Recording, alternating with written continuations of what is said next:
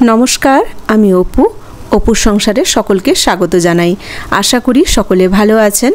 ठंडा पड़ते शुरू करेছে तो এই ঠান্ডায় ভালো থাকতে গেলে বিশেষ করে সর্দি হাঁচি কাশি এগুলো থেকে দূরে থাকতে গেলে রোজ 1 চামচ করে চবন প্লাস খাওয়া ভীষণ দরকার। আজকে সেই চবন প্লাস বাড়িতে বানাবো যেটা বাচ্চা থেকে বয়স্ক সকলের জন্য ভীষণ উপকারী আর এটা বানিয়ে পুরো শীতকালটা সংরক্ষণ করে বাড়ির সকলে খেতে পারেন।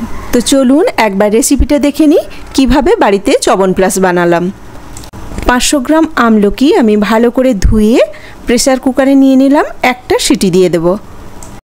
আমলকিগুলোকে আমি প্রেসারে সেদ্ধ করে নিয়েছি, চাইলে ভাপিয়েও সেদ্ধ করে নিতে পারেন। একটা সিটি দিয়ে নিয়েছি, এবার আমলকিগুলোকে একটা বাটির মধ্যে রেখে ঠান্ডা হতে দেব। আমলকিগুলো এখন প্রচণ্ড গরম আছে, ছাড়ানো যাবে না, তো এগুলোকে ঠান্ডা হতে রেখে দিলাম। ততক্ষণে চলুন আর যা যা লাগবে সেগুলো রেডি করে নিই। একটা প্লেটের মধ্যে আমি নিয়ে নিয়েছি এখানে গোটা গরম মশলার মধ্যে যা যা থাকে, এলাচ, লবঙ্গ, দারচিনি, আর আছে গোলমরিচ নিয়েছি, 2 চামচ মৌরি নিয়েছি, একটা স্টার এলাচ আর অল্প করে একটু জয়িত্রী আছে। এবার শুকনো কড়াইতে এই মশলাগুলো একটু নেড়ে নেব। গ্যাসে একটা কড়াই বসিয়ে দিয়েছি আর এটা হালকা আঁচে ভেজে নিতে হবে, তবে বেশিক্ষণ ভাজা যাবে না। ভাজার হালকা একটা ফ্লেভার উঠলেই কিন্তু এটা গ্যাস থেকে নামিয়ে নিতে হবে। তেজপাতাটা দিতে ভুলে গেছিলাম, পরে তেজপাতাটা অ্যাড করেছি। এবার মিক্সিতে এগুলো ভালো করে গুঁড়ো করে নেব, খুব মিহি করে গুঁড়ো করতে হবে। চাইলে শিলনোড়াতেও গুঁড়ো করতে পারেন বা হামানদিস্তাতেও করতে পারেন, তবে যাতেই করুন না কেন একদম যেন মিহি হয়। আর যদি কোনো দানা দানা থেকেও যায় তাহলে একটু ছাঁকনি দিয়ে ভালো করে ছেঁকে নেবেন। এই যে দেখুন একদম মিহি একটা মশলা রেডি করে নিয়েছি। এবার নিয়েছি খেজুর, খেজুরগুলো একটু বড় সাইজের আছে তাই 4টে খেজুর দিয়েছি, আদা দিয়েছি আর নিয়েছি তুলসী পাতা। খেজুরের বীজগুলো একটু বের করে নেব। এগুলো একটু বড় সাইজের খেজুর তাই আমি 4টে দিয়েছি, আর যদি ছোট ছোট খেজুর হয় সেক্ষেত্রে কিন্তু 8-10 খানা দিয়ে দেবেন, কিন্তু খেজুরটা অবশ্যই দেবেন। খেজুরের বীজগুলো বের করে দিয়েছি। এবার এগুলো মিক্সিতে খুব ভালো করে পেস্ট করে নেব। একটু সময় নিয়ে পেস্ট করবেন, কিন্তু পেস্টটা যেন একদম মিহি হয়। প্রথমটা এগুলোর শুকনো অবস্থাতেই একটু ঘুরিয়ে নেবেন, তারপরে জল দিয়ে পেস্ট করবেন। আর এগুলোর সাথে প্রথমেই যদি জল দিয়ে দেন সেক্ষেত্রে কিন্তু পেস্টটা একদম ভালো হবে না।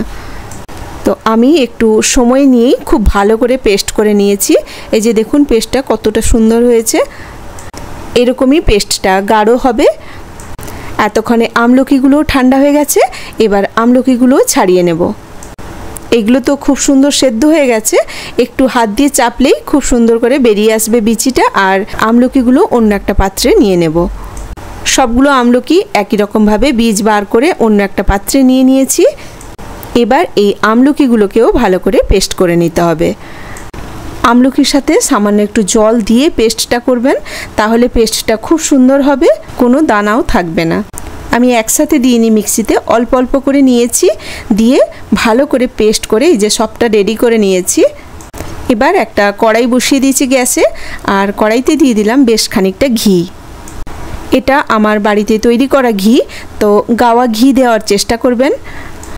একটু বেশি পরিমাণে ঘিটা দেবেন, ছোটো চামচে 2 থেকে 3 চামচ হলেই হবে। এবার পেস্ট করে রাখা আমলকিটা এর মধ্যে দিয়ে দেব। আমলকিটা দিয়ে একটু নাড়াচাড়া করে জলটাকে একটু শুকিয়ে নিতে হবে। পেস্ট করার সময় একটু জল অ্যাড করেছি তো তাই পাতলা হয়ে আছে। 3-4 মিনিট এইভাবে নেড়ে চেড়ে জলটা একটু শুকিয়ে এলে ওর মধ্যে দিয়ে দেব পরিমাণ মতো লবণ। লবণটা ভালো করে মাখিয়ে নিয়ে তারপরে দিয়ে দেব গুড়। এটা যেহেতু একটা হেলদি রেসিপি তাই এখানে চিনি অ্যাড করব না, এটা কিন্তু গুড় দিয়েই তৈরি করতে হবে। এখানে 300 গ্রাম গুড় রয়েছে, তো মিষ্টিটা একটু কম বেশি হলে চলবে। যদি একটু বেশি মিষ্টি খেতে চান সেক্ষেত্রে গুড়ের পরিমাণটা একটু বাড়িয়ে দেবেন। এবার গুড়টাও ভালো করে মিশে গেলে খেজুরের পেস্টটা এর মধ্যে অ্যাড করে দেব। আর গ্যাসের ফ্লেমটা মিডিয়াম রেখে এটা ক্রমশ নাড়তে হবে। আমলকির জলটা অনেকটাই শুকিয়ে এসছে। খেজুরটা অ্যাড করার পরেই দেখবেন কালারটা কিন্তু চেঞ্জ হয়ে যাবে। চবন প্লাসের যেমন কালার হয়, নাড়তে নাড়তে কিন্তু ঠিক ওই রকম কালার আসতে শুরু করবে। শুধু যে দেখতে বা কালারটা চবন প্লাসের মতো তা কিন্তু নয়, খেতে একদম অবিকল দোকানের মতো হয়েছে। এটা কিন্তু অনেকটাই ঘন হয়ে এসছে আর জলটাও শুকিয়ে এসছে। তো এই সময় আমি মশলাটা অ্যাড করে দেব। প্রত্যেক দিন রাতে শুতে যাওয়ার আগে 1 চামচ করে বাড়ির বাচ্চা বড় সকলেই খেয়ে নেবেন। দেখবেন এই ঠান্ডার সময় সর্দি, হাঁচি, কাশি এগুলো থেকে অনেকটাই দূরে থাকতে পারবেন। গ্যাসের ফ্লেমটা এখন একদম লো করে দেবেন।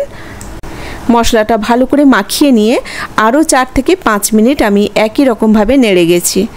এটা ঠান্ডা হয়ে গেলে আরও একটুখানি শক্ত হয়ে যাবে আর কালারটাও একদম চেঞ্জ হয়ে যাবে।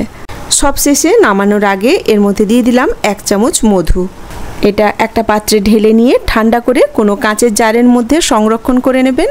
পুরো শীতকালটাই বাড়ির সকলে খেতে পারবেন। মধুটাও ভালো করে মাখিয়ে নেব।